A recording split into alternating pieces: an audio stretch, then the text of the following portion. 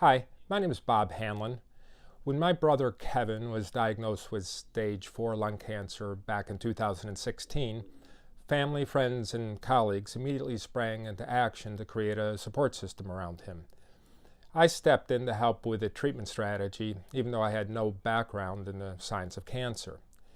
This lack of knowledge became an issue once the initial standard FDA-approved treatments stopped working, leaving Kevin with really no choice but to enter the complicated world of clinical trials.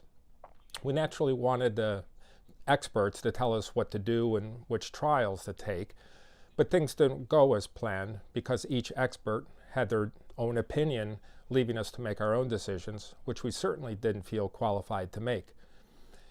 Needless to say, this was very frustrating. I mean, who are we to be making such decisions?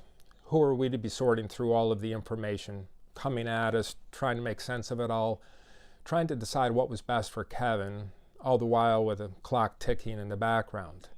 We felt overwhelmed and stranded. It was around this time that we discovered the 501c3 charitable organization called ICAN, the International Cancer Advocacy Network, and their dynamic president and CEO, Marcia Horn. This was a game changer for us because ICAN, their guiding mission was to provide exactly what we needed, one-on-one navigation at each decision point in a patient's journey. Here's how ICAN does this.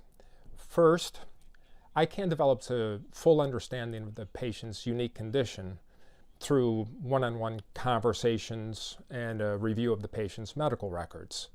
Second, ICAN identifies a range of treatment options, including clinical trials, that could possibly treat that condition.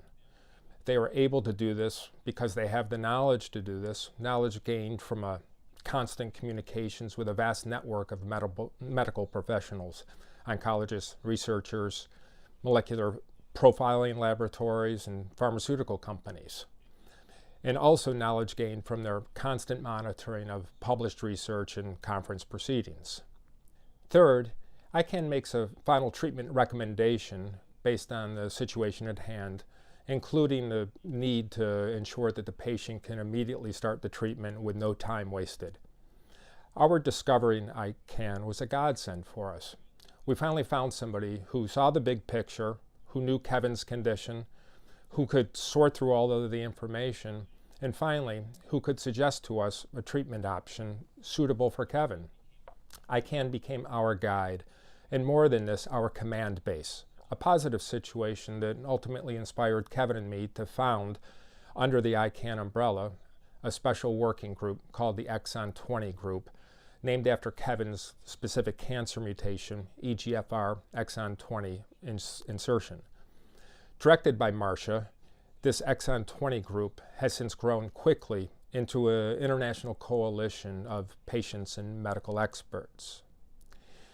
I want all cancer patients and their families who feel stranded when trying to make treatment decisions to benefit from ICAN services. And for this to happen requires funding, and more funding from all sources: patients, families, friends, physicians, family foundations, and corporations. Please consider making a donation to the International Cancer Advocacy Network, ICAN. Thank you very much.